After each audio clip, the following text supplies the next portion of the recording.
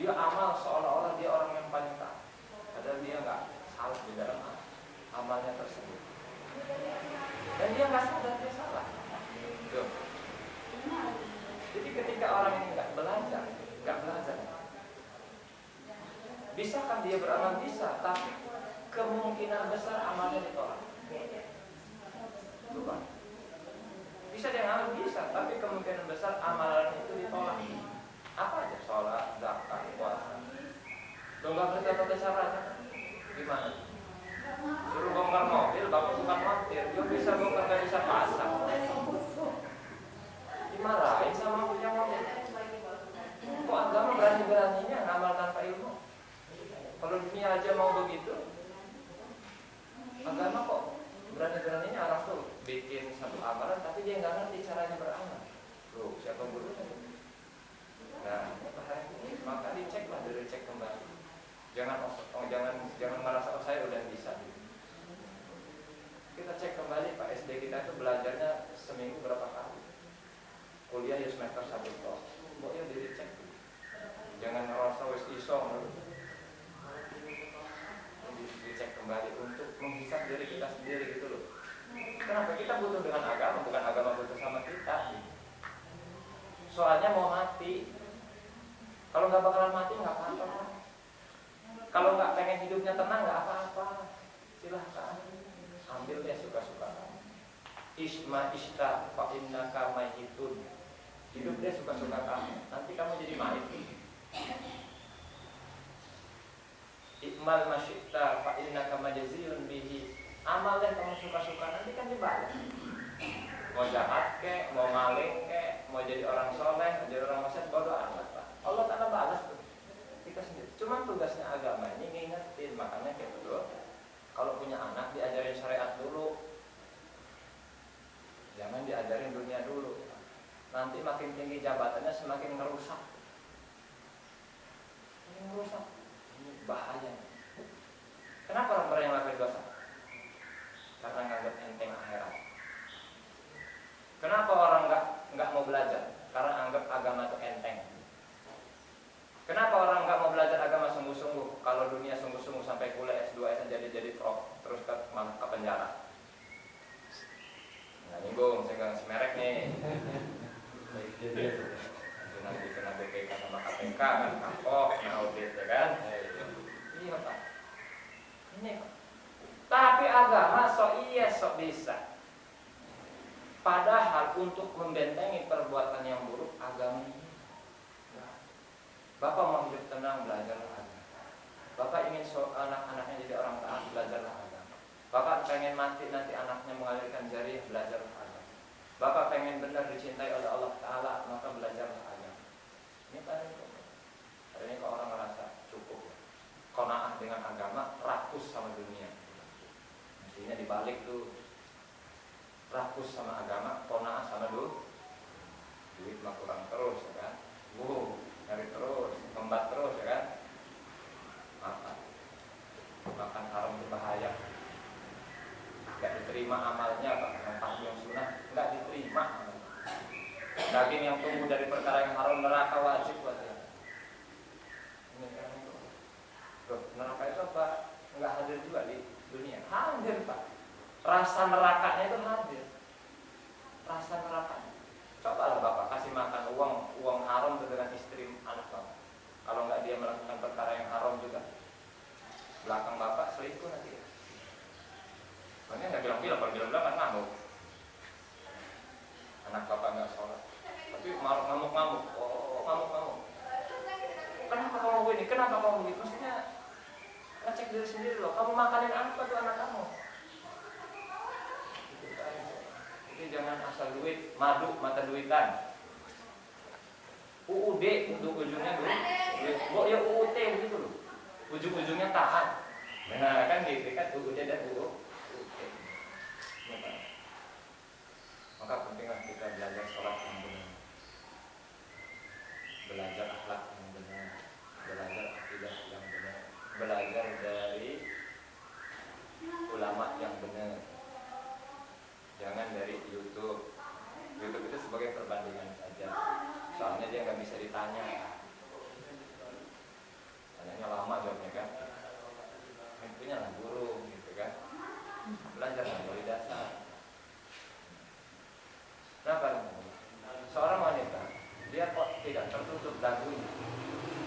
sholat. Apakah dagu termasuk aurat? Termasuk aurat. Jadi kalau dia terbuka maka batallah dia sholat. Nah, seorang laki-laki dia sholat pakai kaos jangkis, jangkung kurus najis, kelihatan pak dompetnya alias pantatnya, belahannya itu, biar seksi kan? Lagi perempuan nggak mungkin ya kan, sholat kelihatan begitu. Ini aliran apa kan? Sekarang laki-laki misal kelihatan tepitan pantatnya, apakah itu membatalkan sholat? Itu aurat, membatalkan sholat. Dan begitu juga perempuan, ketika dia misalnya ini kelihatan, nih lagi sholat kelihatan begini, perempuan bolongan ini ataupun lehernya, apalagi dia membatalkan sholat. Kelihatan rambutnya, dia pun membatalkan sholat. Begitu juga assalamualaikum, ini dada assalamualaikum berada di depan. Jadi kalau assalamualaikum bapak dan ibu begini, ini batal puasa. Assalamualaikum ini batal karena sudah beralih dari kita.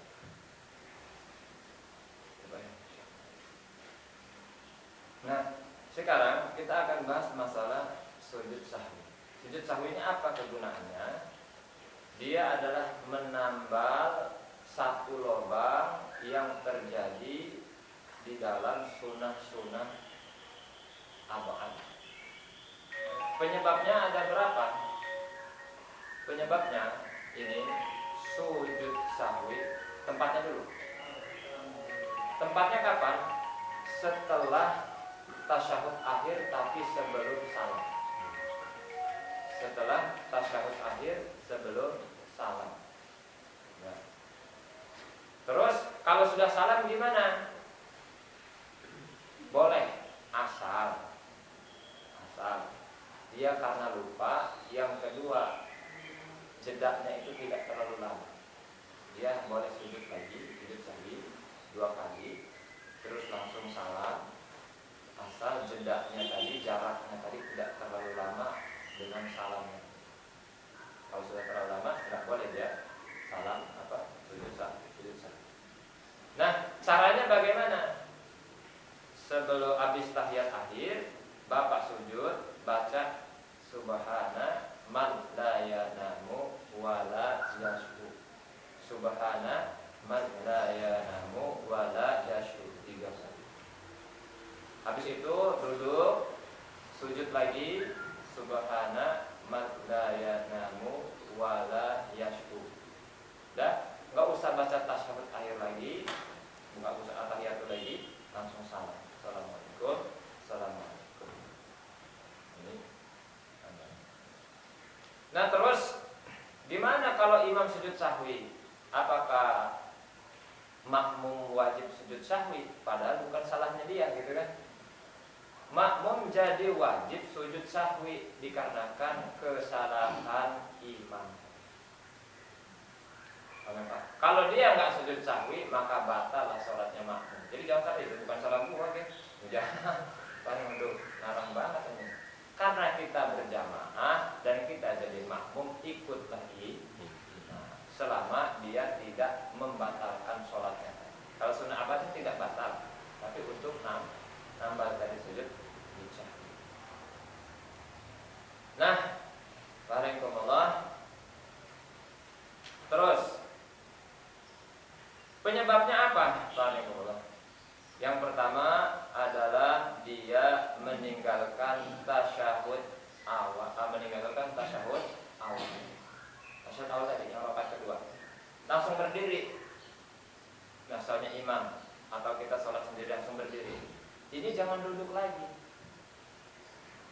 Dan kalau berjamaah, makmum jangan maksa imam duduk. Kan juga ada pemaksaan. Imam lupa sujud lupa tahiyat subhanallah. Imam bingung. Ini kan sunnah kan. Masa mau subhanallah. Imam gak mau juga kan. Semak subhanallah paduan suara. Mulai goyang lah imam kan. Waduh repot ini kan. Gimana nih? Pemaksaan Pak, suruh lengser. Allah Akbar. Sebenarnya kalau imam pintar ya bodo amat ya kan. Saya pemimpinnya loh. Ya, itu kan sunnah aja. Gitu. Rupanya semasjid PA. Nggak belajar. Maksa imam. Yang mimpin siapa? Kamu rakyat kok malah maksa. Ngikutlah. Nanti imam mengedukasi, jangan pikir dulu. Assalamualaikum Bapak, tadi tahiyat awal itu sunnah, berdiri itu wajib. Kalau saya duduk lagi maka saya batal sholatnya, bapak-bapak pun batal sholat. Begitu Pak. Jadi ngasih tahu, makmum teredukasi, imam teredukasi. Pentingnya belajar itu Pak. Kalau enggak, imam kok kayak begitu, aliran apa ini? Pasti kan begitu kita.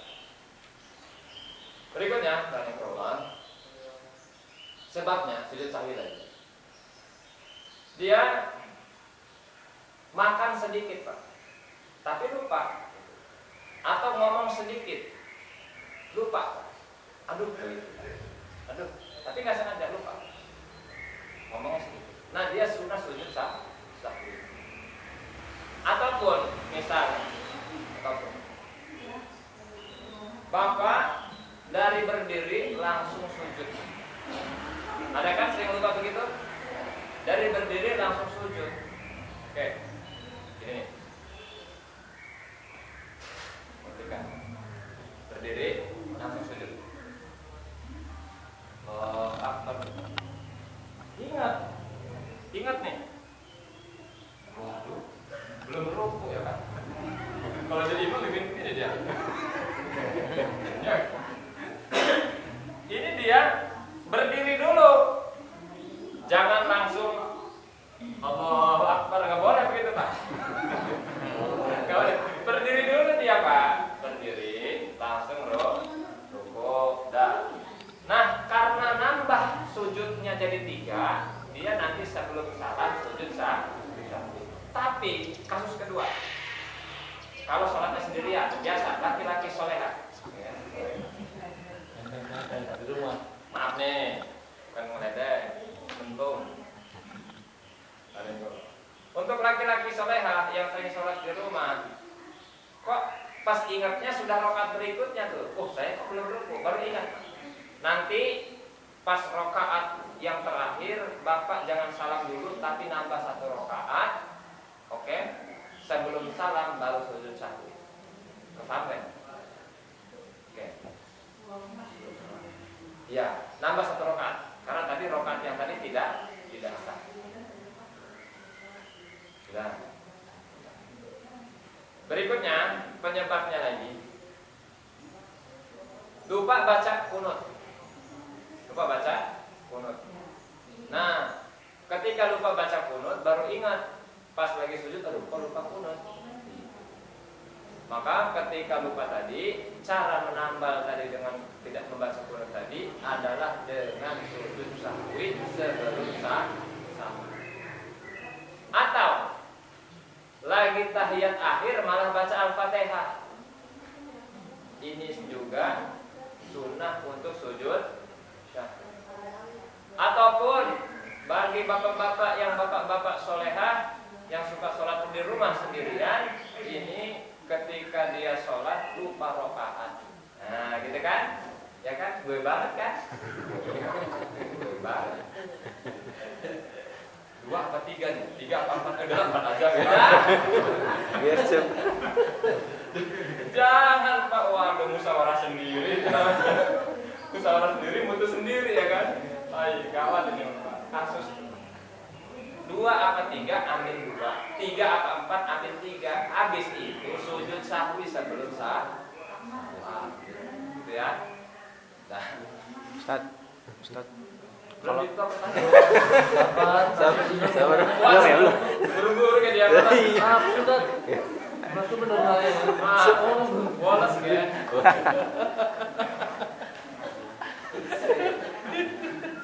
Buru lupa. Buru lupa.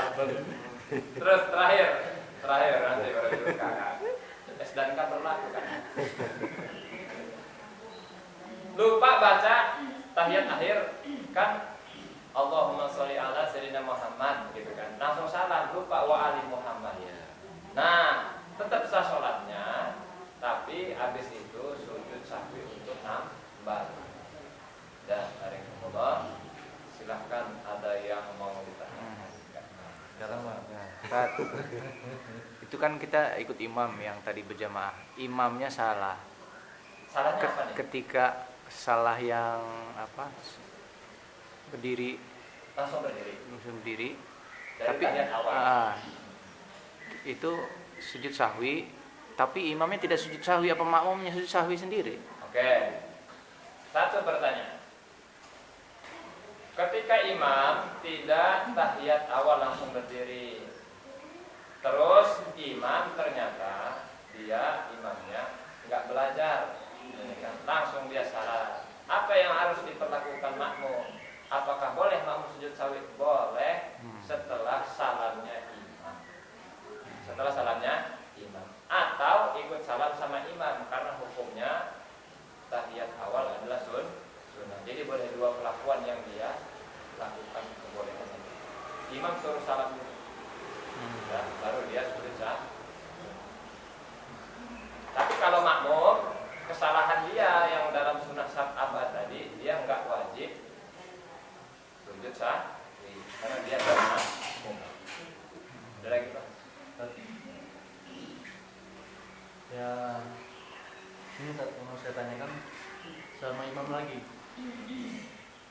Pas Imamnya sholat kasih maghrib. semua. Iya. Sholat maghrib kan sudah 3 rakaat tuh. Saya sendiri soalnya yang melakukan.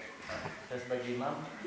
Perasaan, iya perasaan saya sih masih rakaat kedua. Iya. Saya berdiri lagi langsung subhanallah. Bingung salah Susah ya. Saya turun lagi saya turun lagi tapi setelah terakhir itu saya sujud sahwi gitu. Itu apa yang saya lakukan seperti itu apa? Benar apa enggak? Iya, tadi Ya. seperti itu. Nah. Satu lagi. Nanti lupa. Memorinya agak belum di-upgrade. Lupa nanya. Satu lagi ada kawan. Ini yang saya tanyakan ketika salam, dia itu assalamualaikum warahmatullahi wabarakatuh, apa harus assalamualaikum warahmatullahi atau assalamualaikum wabarakatuh boleh? Iya Pak wabarakatuh. Tapi saya siapa yang ngajar dia gitu? Ya, bisa boleh nggak ya? Terus yang ketiga ya.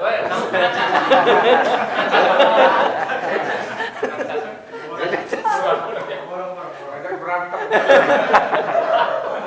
Yang pertama dulu, waduh, nama tadi dua. Nah, yang pertama Pak, sudah.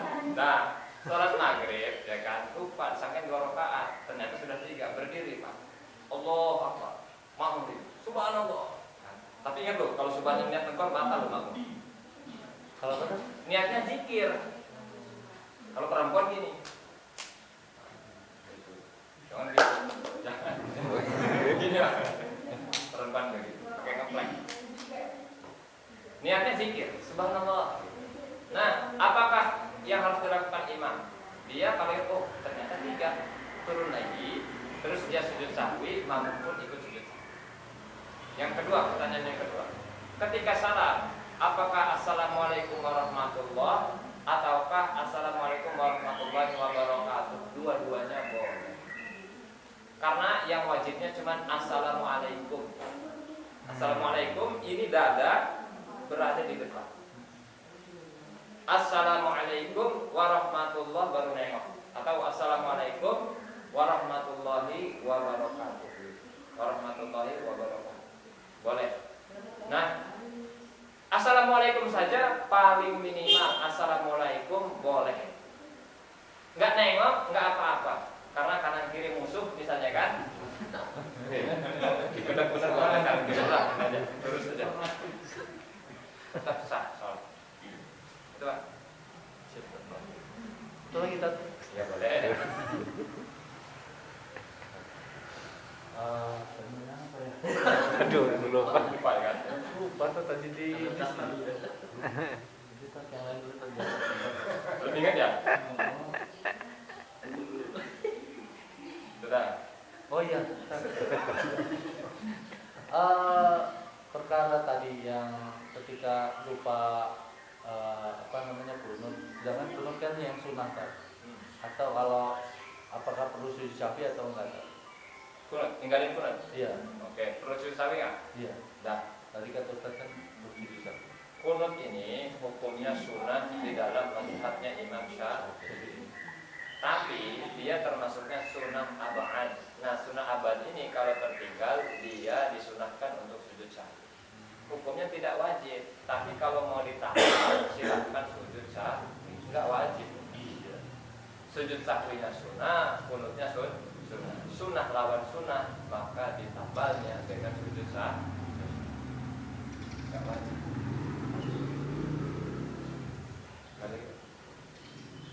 Nggak ada.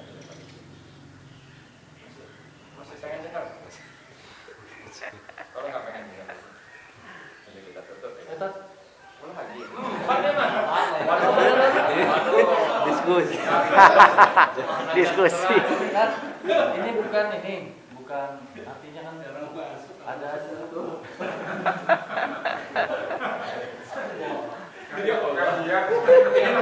Ini mah bikin kasus terus kayaknya kamu. Di masjid. Pengajian kayaknya kan. Jadi belum dapat kawan Bang.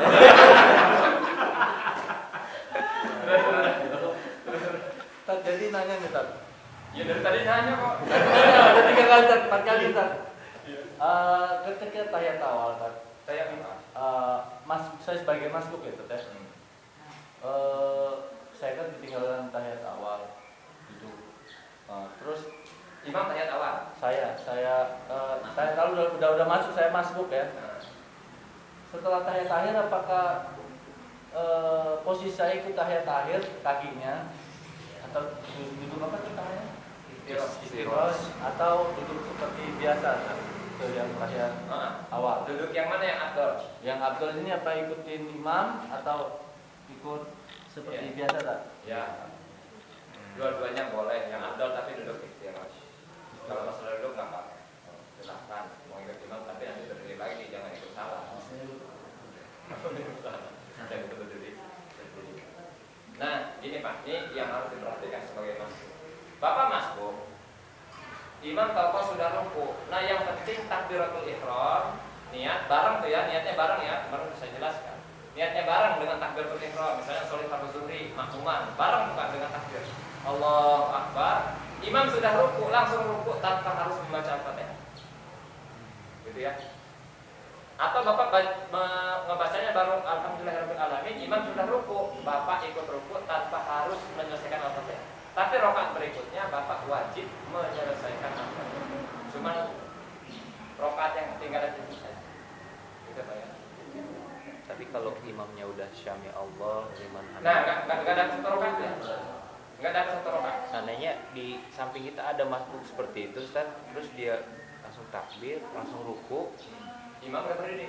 imam udah Syami Allah liman hamid. Enggak saja, enggak ada satu rakaat. Kita perlu negur dia nggak, Ustaz? Ya nunggu kita batal kan. Bukan, setelah sholat maksudnya. Oh, sholatnya kurang rakaat gitu ya, Ustaz. Kan?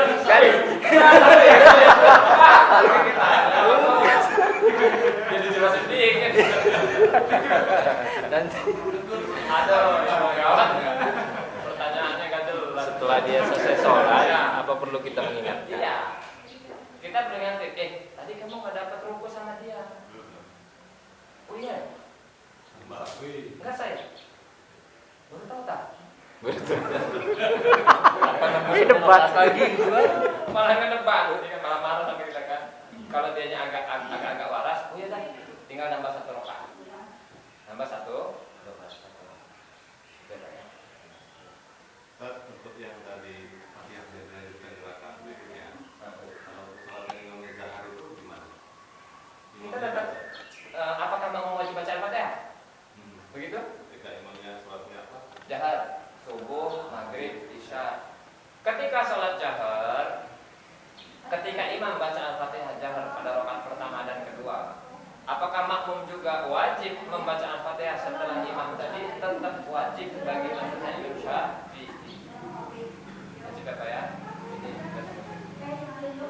Karena di Indonesia ini nggak ada pesantren yang mengajarkan mazhab yang lain kecuali Imam Syafi'i. Bapak jangan basing-basing Pak. Jangan basing-basing. Bapak imam mana nih? Imam S. Arifin tadi. Jangan campur-campur. Wah nggak boleh, S aja yang boleh campur. Campur. Makanya belajar itu sama guru yang bersanad Pak. Jangan basing-basing manggil orang Wahaboy, Salafoy, tanpa mazhab dia tuh Pak. Nggak jelas dari mana gurunya. Jangan, bahaya. Akidahnya udah nggak jelas. Makanya kalau ikut kajian mereka langsung kita nyalahkan orang.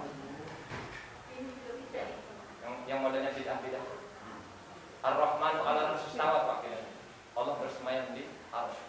Harus sudah nggak gitu. Kalau dia bersemayam berarti menyamakan dia Allah butuh kepada makhluk. Jadi sama dengan makhluk. Butuh sama Allah makhluk. Dia ta'ala binafsi. Allah Ta'ala berdiri dengan sendirinya nggak butuh sama. Ada lagi? Ada lagi? Alhamdulillah. Boleh lagi tuh.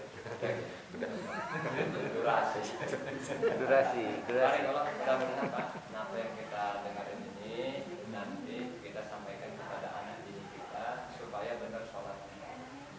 Ajarin sholat yang benar. Kalau Bapak mau sumbangsi negaranya jadi baik. Kenapa sih negara kita jadi nggak baik? Apakah ada sumbangsi kita dengan memperburuk keadaan negara? Ada. Nggak ngajarkan agama yang benar sama anak bini kita. Itu sumbangsi keburukan kita sama negara. Kita yang nggak belajar jadi imam, memang diseret pula kita di neraka. Jadi jangan berani kawin kalau nggak ngerti agama. Belajar agama. Aduh, terus gimana nih kalau nikah?